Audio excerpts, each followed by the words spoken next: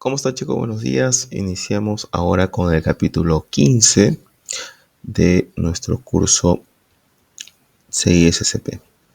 Este curso trata sobre las pruebas y las evaluaciones de seguridad. Entonces, vamos a empezar con nombrar los tópicos que comprenden este capítulo.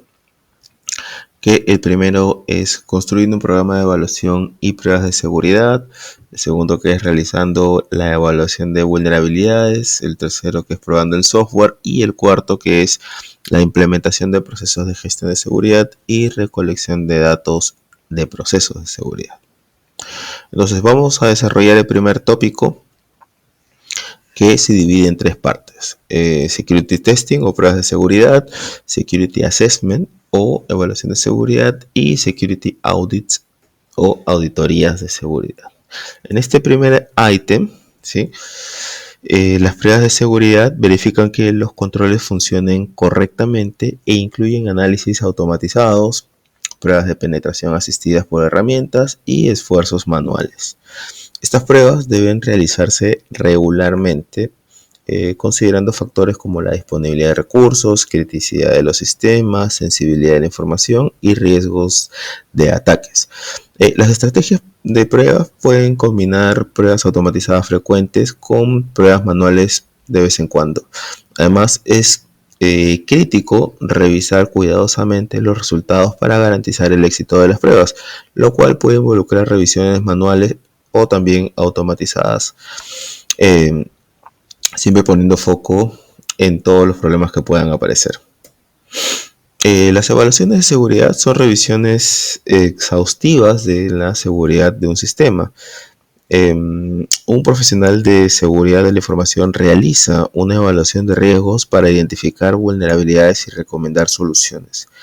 Estas evaluaciones incluyen herramientas de pruebas de seguridad, pero también un análisis profundo del entorno de amenazas, de los riesgos presentes y futuros y el valor del entorno evaluado. El principal resultado es un informe dirigido a la alta dirección con resultados en lenguaje que no es técnico y recomendaciones específicas para mejorar la seguridad. Las evaluaciones pueden ser realizadas por un equipo interno o también por equipos externos, ¿no? Que deberían ser expertos. Recuerden que la evaluación de seguridad y las pruebas de seguridad validan la efectividad de los controles implementados en la organización. La NIST 800-53A ofrece una publicación especial que describe las mejores prácticas para llevar a cabo estas prácticas de seguridad y privacidad. Las auditorías de seguridad utilizan técnicas similares a las evaluaciones de seguridad, pero deben ser realizadas por auditores independientes. Hay 4 tipos principales de auditorías: las internas, realizadas por personal interno; las externas, realizadas por firmas externas como las Big Four, que ya las vamos a detallar, y las normas de auditoría, las cuales se utilizan para evaluar a la organización.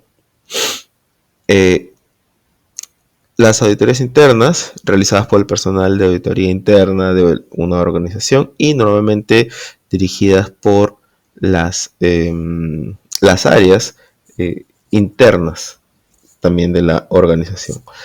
El personal de auditoría interna suele tener un reporte independiente de las funciones que evalúan, y en muchas organizaciones el director de auditoría reporta directamente al presidente o al CEO, ¿no?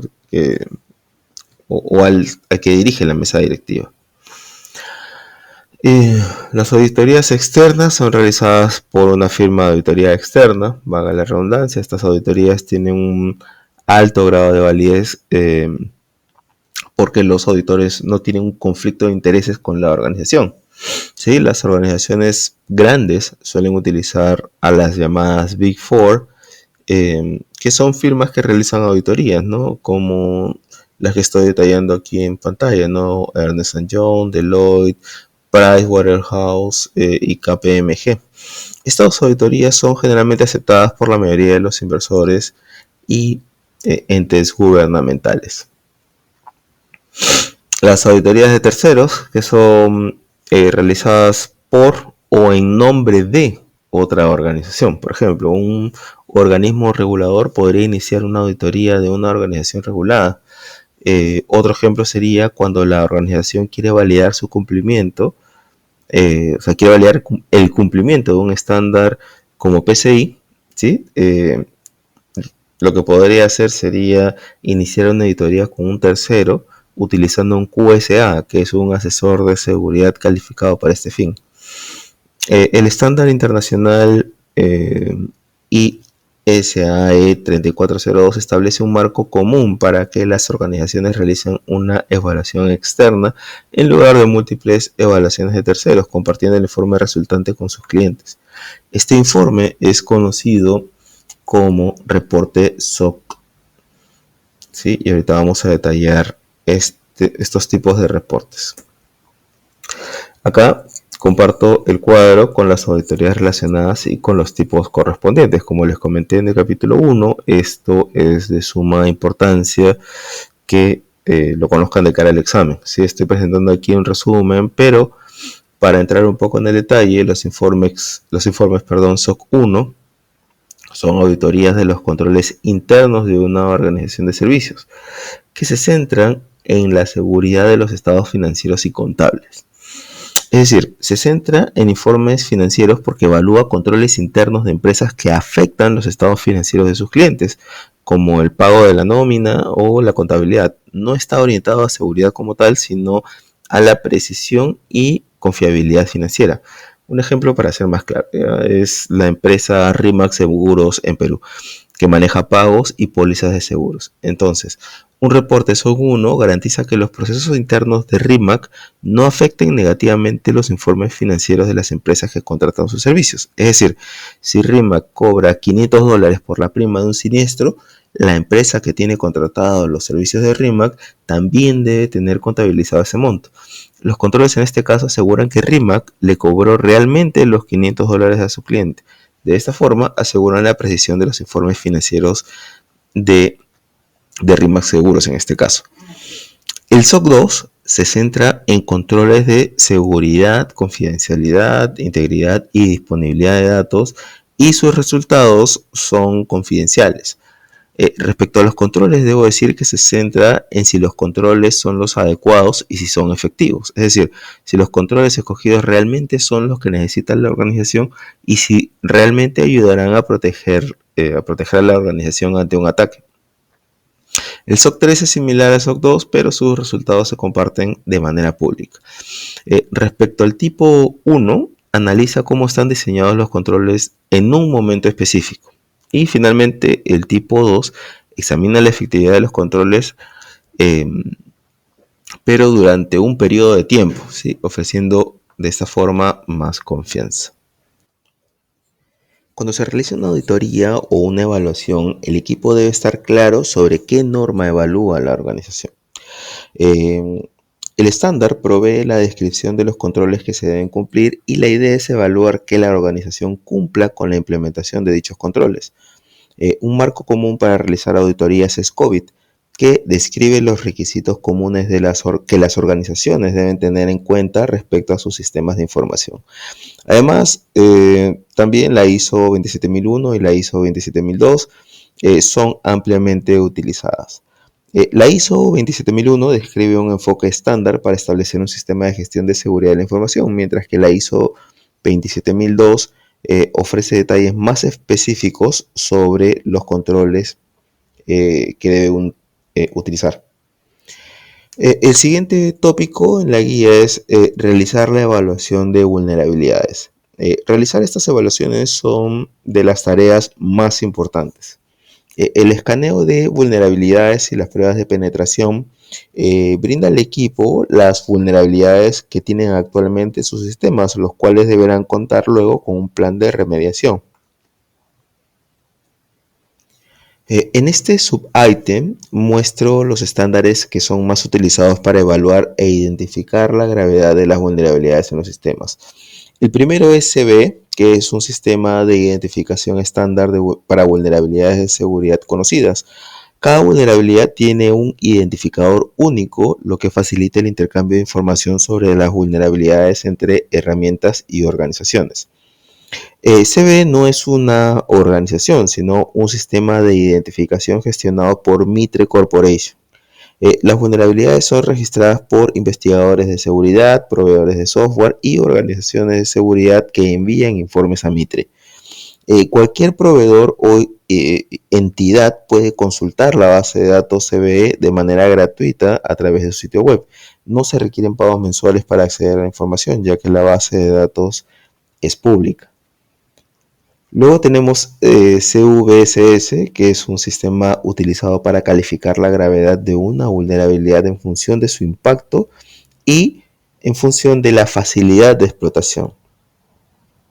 Recuerden este punto, ¿sí? El CVSS brinda un score a las vulnerabilidades. El CVSS se basa en varios factores como la accesibilidad de la vulnerabilidad, el impacto potencial y las acciones necesarias para explotarla. Los resultados son una puntuación entre 0 y 10, donde 10 indica la máxima gravedad. Las vulnerabilidades se registran en la base de datos CVE y luego se les asigna una puntuación utilizando el sistema CVSS. La puntuación es generada por los evaluadores de seguridad, que pueden ser expertos de Mitre, organizaciones de seguridad o investigadores que analizan la vulnerabilidad y aplican el cálculo de CVSS según sus características. Tenemos también CCE, que es un sistema que proporciona identificadores únicos para configuraciones específicas de seguridad en los sistemas. Si van a la página o buscan cce.mitre.org, verán ahí una lista que se llama CCE, en donde te indican qué configuraciones de seguridad debes considerar. Por ejemplo, en la lista, que es simplemente un Excel, en realidad ustedes verán que está el código CCE 4858-7, en donde te dice que el historial de contraseñas debe guardarse para una cantidad adecuada de cambios de contraseña. Es decir, debes tener un historial de contraseñas para evitar que los usuarios las repitan. Así como CCE asigna un identificador único a un problema de configuración relacionado con la seguridad. Ahora, CPE. CPE es un sistema para identificar de manera única los productos de software y de hardware. CPE se utiliza para crear un estándar que permite que las herramientas de seguridad puedan identificar productos específicos, como un sistema operativo o una aplicación, ¿no?, de forma consistente.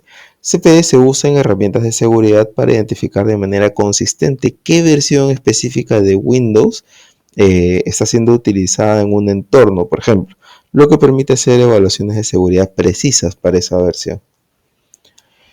XSDF es un formato estándar para describir listas de verificación de configuración mantenido por la NIST, ¿sí? XSDF se usa para crear, compartir y ejecutar evaluaciones de seguridad, ayudando a las organizaciones a identificar si sus sistemas cumplen con ciertas políticas de seguridad.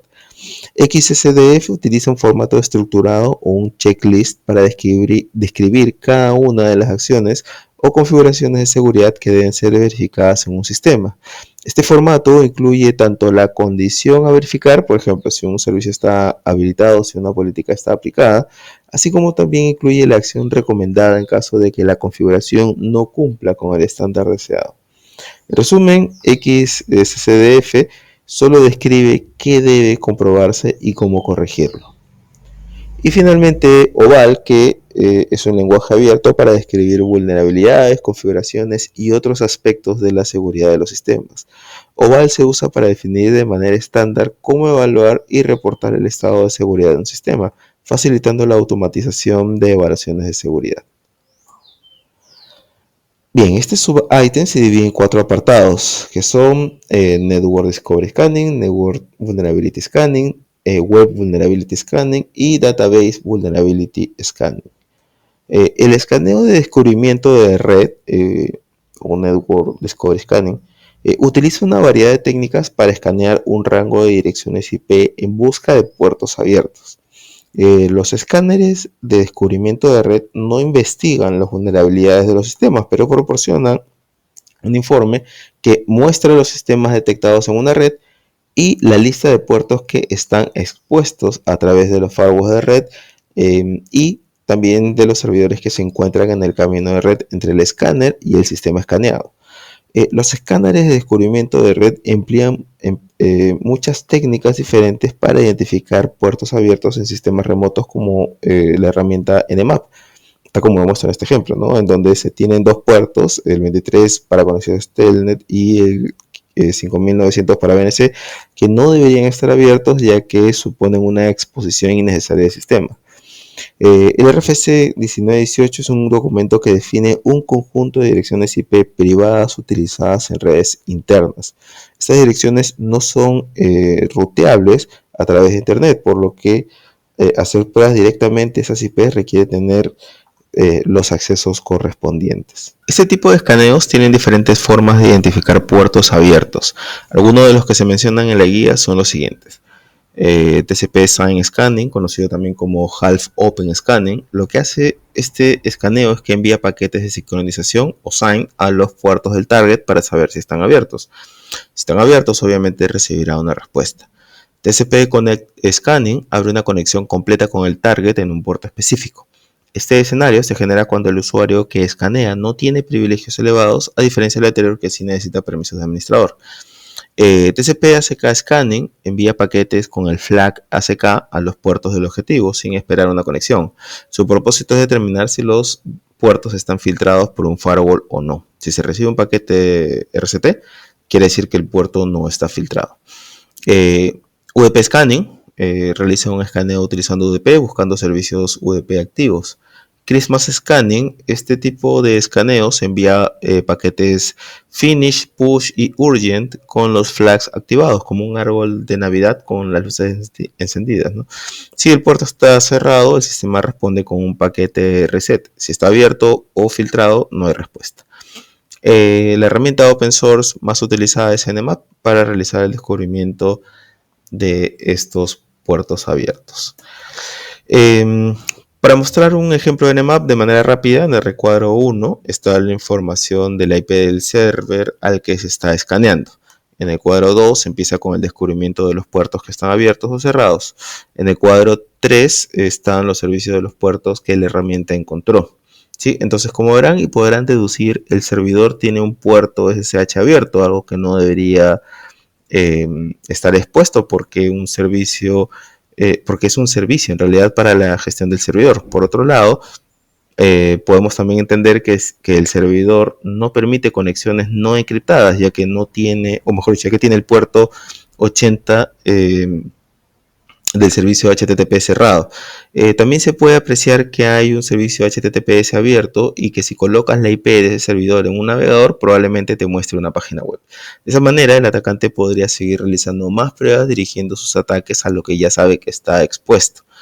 Adicionalmente a ello, la herramienta de Nmap no solo puede apuntar a una IP específica, sino que también puede apuntar a todo un rango de IPs y de esa manera hacer un barrido completo de todo un segmento de una red.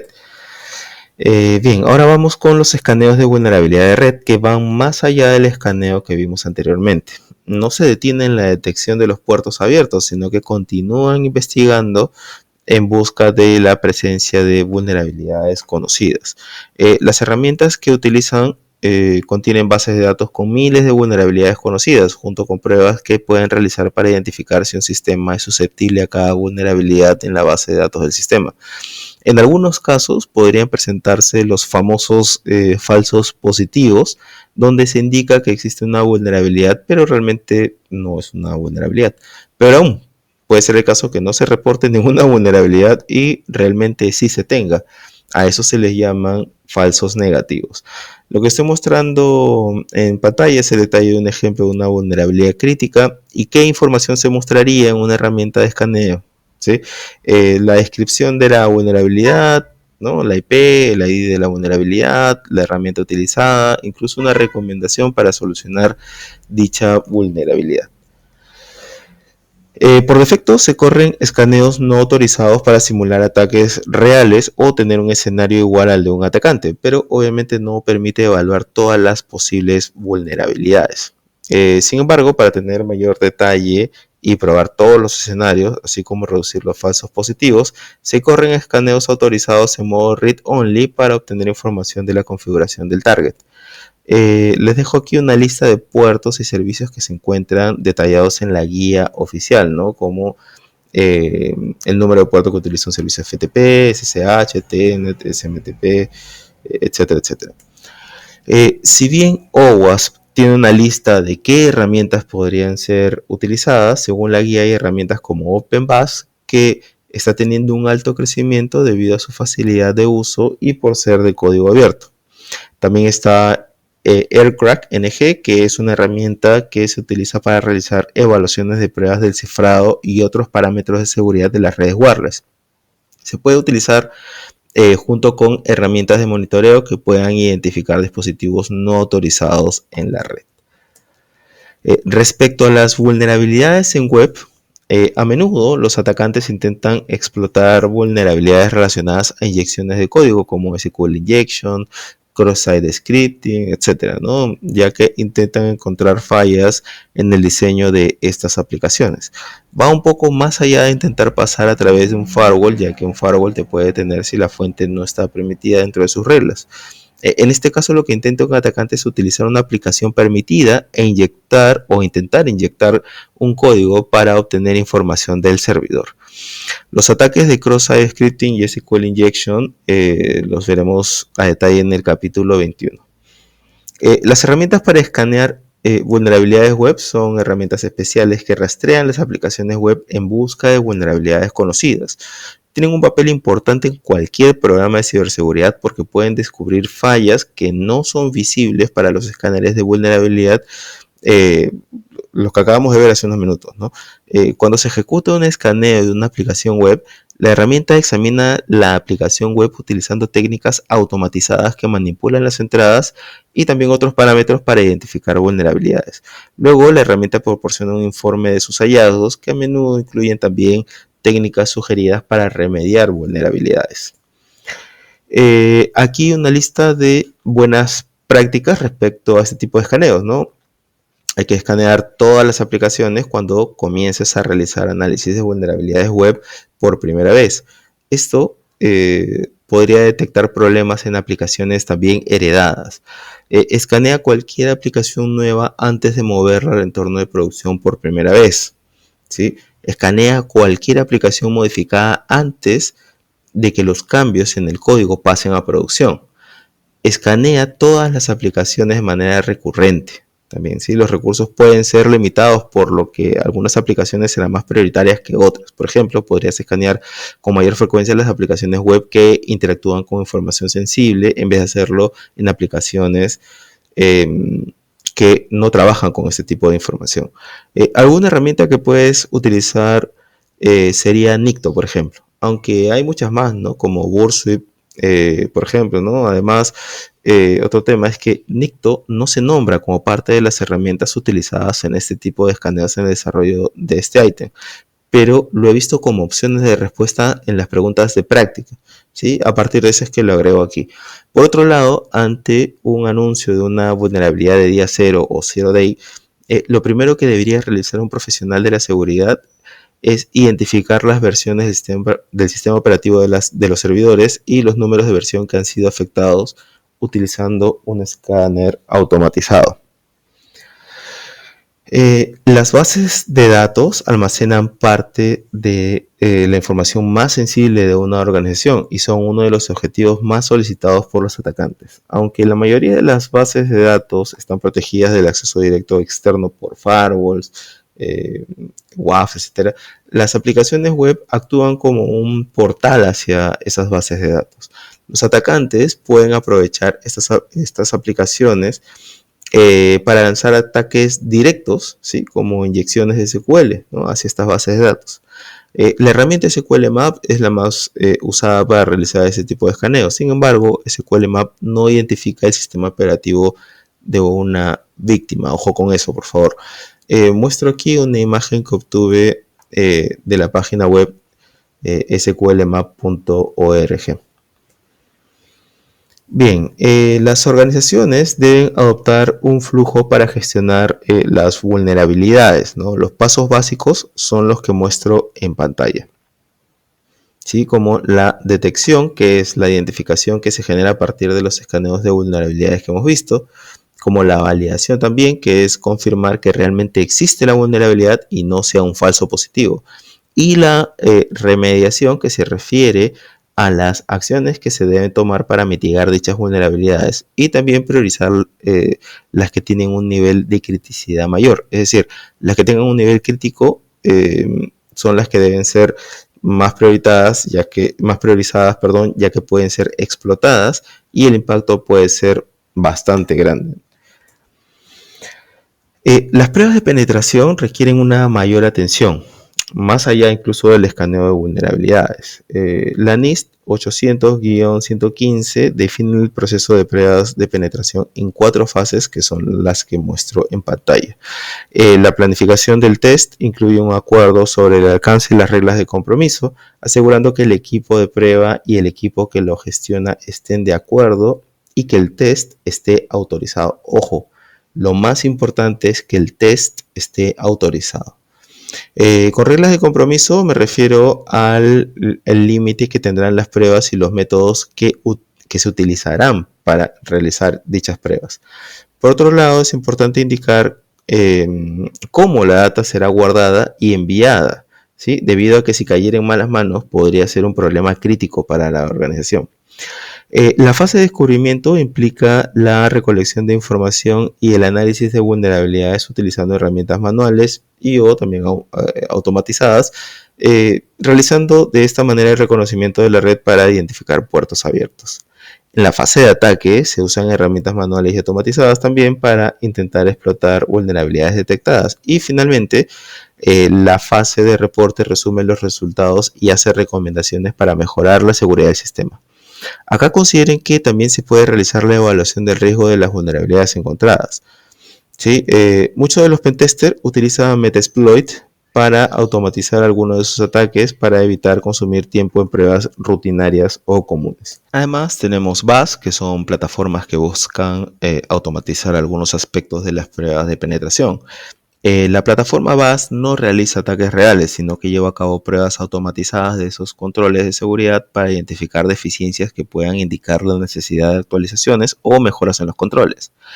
Las plataformas BAS son sistemas que combinan técnicas de Red Team, es decir, de ataque, y Blue Team, es decir, de defensa, junto con automatización para simular amenazas avanzadas. Hablaremos del Red Team y del Blue Team en unos minutos. La revisión de código es la base de los programas de evaluación de software. Durante una revisión de código, también conocida como revisión de pares, los desarrolladores diferentes a los que escribieron el código revisan el código en busca de defectos. Las revisiones de pares pueden dar como resultado la aprobación para que una aplicación pase a un entorno productivo o pueden devolver el código al desarrollador original con recomendaciones para rehacer los problemas detectados durante la revisión. Las revisiones de código pueden adoptar diferentes formas y varían según la organización. Los procesos de revisión de código más formales, conocidos como inspecciones FADAN, siguen un proceso riguroso de revisión y pruebas con estos 6 pasos. Continuando con otras pruebas de revisión de código, tenemos SAST, que es Static Application Security Testing, que es un tipo de prueba de seguridad que analiza el código fuente de una aplicación en busca de vulnerabilidades sin necesidad de ejecutar el código, ¿no? SAST se realiza en una etapa temprana del ciclo de desarrollo de software y ayuda a identificar problemas de seguridad como inyecciones de SQL, cross-site scripting y errores de gestión de autenticación, entre otros, antes de que el código se compile o se implemente en producción. Tenemos también DAST, que es un tipo de prueba de seguridad que se realiza en aplicaciones mientras están en producción. A diferencia de SAST, que analiza el código fuente, DAST examina la aplicación desde el exterior, como lo haría un atacante, para identificar vulnerabilidades durante su funcionamiento. Las pruebas dinámicas en un entorno de producción deben ser coordinadas cuidadosamente para evitar interrupciones de servicio. Dust puede incluir el uso de transacciones sintéticas y benchmarks para verificar el rendimiento del sistema. Las transacciones sintéticas son transacciones predefinidas con resultados esperados que se comparan con los resultados reales para identificar posibles fallos. Es decir, como ejemplo sería utilizar credenciales fake para probar si la aplicación autentica a ese usuario cuando en realidad no debería hacerlo. Por otro lado, los benchmarks son estándares o valores de referencia que miden el rendimiento, la eficiencia o eficacia de un sistema, evaluando métricas como tiempo de respuesta, rendimiento y utilización de recursos. Estos se utilizan para comparar el comportamiento del sistema bajo condiciones normales o de estrés. Finalmente viene la divulgación ética que fomenta a que los profesionales de ciberseguridad que descubran una vulnerabilidad no conocida la reporten al proveedor para que desarrollen el parche correspondiente. Esta divulgación debe hacerse primero de manera privada al proveedor, permitiéndole corregir el problema antes de que se haga de conocimiento público. Sin embargo, el principio de divulgación ética también sugiere que quienes reportan una vulnerabilidad deben proporcionar al proveedor un tiempo razonable para corregirla y, si no se corrige, entonces divulgarla públicamente para que otros profesionales de seguridad puedan tomar decisiones informadas sobre el uso futuro del producto. Las pruebas de fuzzing la prueba de fuzzing es una prueba dinámica especializada que proporciona diferentes tipos de entrada al software para poner a prueba sus límites y encontrar fallos previamente no detectados. El fuzzing suministra entradas inválidas al programa, ya sea generadas aleatoriamente o especialmente diseñadas para activar vulnerabilidades conocidas en el software. Existen dos categorías principales de pruebas fuzzing. Fuzzing de mutación o dump fuzzing, que toma valores de entrada previos del funcionamiento real del software y los manipula para crear entradas de prueba. Puede alterar los caracteres del contenido, agregar cadenas al final del contenido o realizar otras técnicas de manipulación de datos. Agrego ahí algunos ejemplos de cómo serían las entradas en un formulario.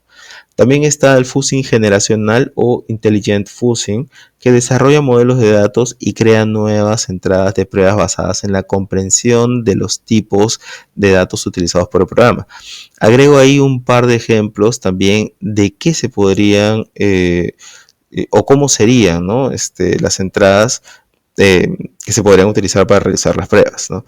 Aunque la prueba de fuzzing es una herramienta importante, tiene limitaciones. Generalmente no ofrece una cobertura completa del código y suele limitarse a detectar vulnerabilidades simples que no requieren manipulación compleja de la lógica empresarial.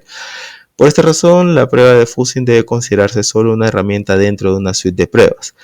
La herramienta a utilizar para este tipo de pruebas es un fuzzer o web fuzzer, o también llamadas ZSUF. Las pruebas de interfaces son cruciales en el desarrollo de software. A menudo, varios equipos desarrollan distintas partes de una aplicación que deben funcionar juntas para cumplir objetivos. Estos módulos se integran a través de interfaces bien definidas, lo que permite que los equipos trabajen de manera independiente.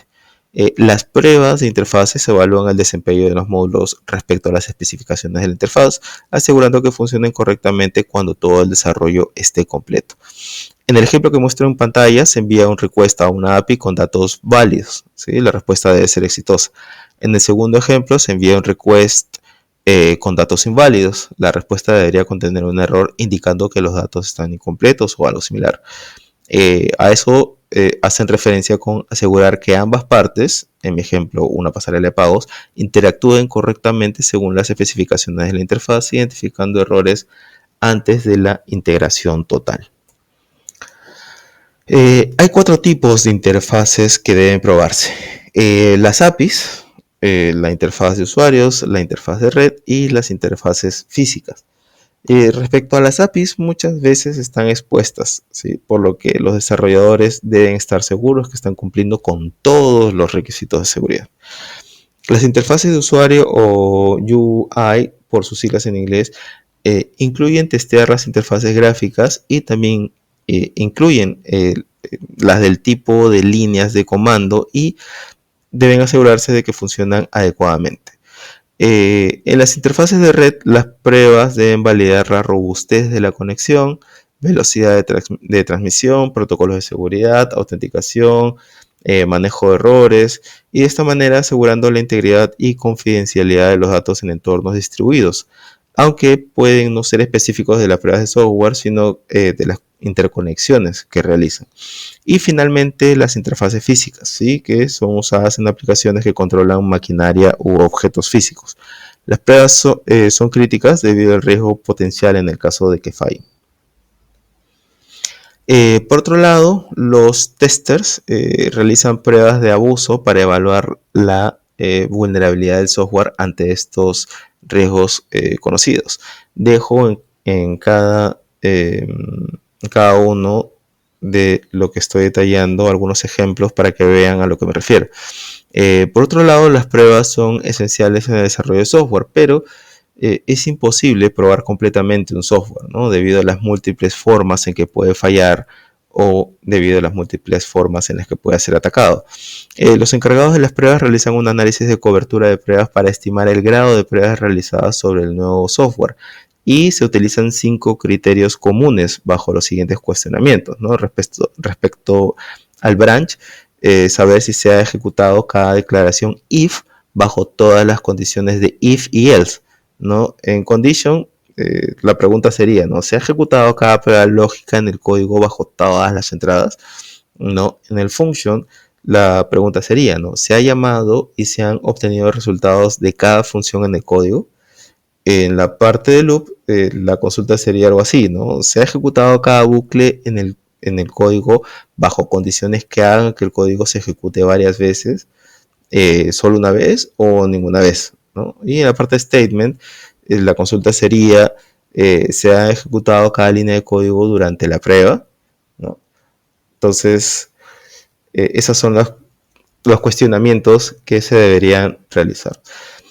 Respecto a la parte de monitoreo web, los responsables de seguridad también están envueltos en este tipo de monitoreos, ¿no? Para conocer el performance, realizar troubleshooting e identificar potenciales issues. Hay dos tipos, el monitoreo pasivo y el monitoreo sintético. El pasivo analiza el tráfico para saber qué sucede con el tráfico actual. Tiene una variante que es llamada RUM o Real User Monitoring, que monitorea el comportamiento y las interacciones de un usuario normal para asegurar la calidad y el performance. Este tipo de monitoreo detecta issues luego de que esto ocurre porque está monitoreando actividades reales de usuarios. El otro, el sintético, genera tráfico artificial para evaluar el performance de la red, como el ejemplo que muestro en pantalla. Además, puede pasar por alto problemas que experimentan los usuarios reales si no se incluyen en las pruebas, pero es capaz de detectar problemas antes de que ocurran. Ahora vamos con otro tópico que es el de entrenamiento y ejercicios. El Red Team o equipo rojo es un grupo de especialistas de ciberseguridad que simulan ataques contra la infraestructura de la organización con el objetivo de identificar vulnerabilidades y evaluar la eficacia de las defensas de seguridad. El Red Team actúa como un atacante real, utilizando técnicas avanzadas y creativas para comprometer sistemas, aplicaciones, redes y personas dentro de la organización. El Blue Team o el equipo azul es el grupo de especialistas en ciberseguridad dentro de una organización encargado de defender sus sistemas, redes y datos contra ciberataques. Mientras que el Red Team simula ataques para identificar vulnerabilidades, el Blue Team se centra en la protección activa y en la respuesta a incidentes de seguridad. Las características que tienen es la defensa y protección. También el monitoreo continuo, obviamente, respuesta ante incidentes, que es algo que también vimos en el capítulo 2 cuando hablamos de los tipos de controles de seguridad. El White Team o equipo blanco es el grupo responsable de planificar, supervisar y evaluar los ejercicios de ciberseguridad en los que participan el Red Team y el Blue Team. Actúan como un observador imparcial o como jueces durante estas simulaciones, asegurándose de que las reglas del ejercicio se sigan y de que se cumplan los objetivos establecidos. Además de realizar evaluaciones y pruebas, los programas efectivos de seguridad de la información también incluyen una variedad de procesos de gestión diseñados para supervisar la operación eficaz del programa de seguridad. Estos procesos contienen un ciclo de retroalimentación crítico, ya que proporcionan supervisión por parte de la gestión. Las revisiones de logs son esenciales para la seguridad y se deben realizar tanto de manera automatizada como manual. Los CIEM automatizan gran parte de este proceso, recopilando datos a través de la funcionalidad syslog, que es comúnmente utilizado por los equipos de red Linux y Unix para registrar logs o información de los sistemas. Los equipos Windows Desktop no soportan syslog, por lo que requieren utilizar un sistema tercero para que puedan enviar sus logs hacia ese lugar. La organización puede optar por implementar políticas de registro de logs a través de los Group Policies de Windows y otros mecanismos que puedan implementar para hacer cumplir las políticas en toda la organización. Es importante también sincronizar los relojes de los sistemas que envían registros al CIEM, utilizando el protocolo NTP para mantener en línea o una línea de tiempo coherente de los logs. Los encargados de la seguridad deben revisar periódicamente los logs, especialmente en funciones sensibles, para asegurar que los usuarios con privilegios no abusen de sus accesos. Las revisiones de gestión de cuentas aseguran que los usuarios mantengan solo los permisos autorizados y que no ocurran modificaciones no autorizadas. Este proceso, realizado por el personal de gestión de seguridad o auditores internos, generalmente se enfoca en cuentas con altos privilegios debido al tiempo que consume.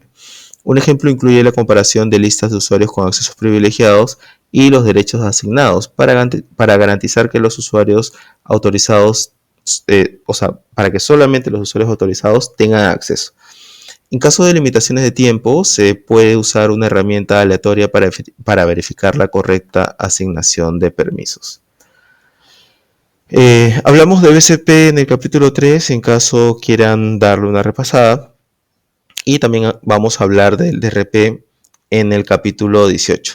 Sin embargo, lo que debemos hablar aquí es de los backups. Los managers deben inspeccionar que el proceso de backup funcione de manera efectiva y que cumpla con las necesidades de protección de la data de la organización. Esto puede implicar revisar registros, logs, inspeccionar valores hash o solicitar una restauración real de un sistema. Las pruebas regulares de los controles de DRP y BCP brindan a las organizaciones la seguridad de que están protegidas de manera efectiva contra interrupciones en las operaciones comerciales.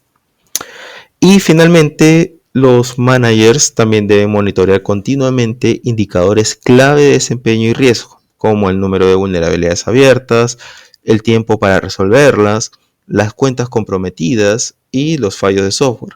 Estos indicadores pueden incluir también hallazgos repetidos en auditorías e intentos de usuarios de visitar sitios maliciosos, ¿no? Una vez identificadas las métricas claves, es recomendable desarrollar un tablero que muestre estos valores a lo largo del tiempo, ¿sí? Que sea visible tanto para gerentes como para el equipo de seguridad. Bien chicos, con este capítulo culminamos el dominio 6. Muchas gracias por su atención. No se olviden de darle me gusta y suscribirse al canal. Nos vemos en el siguiente capítulo.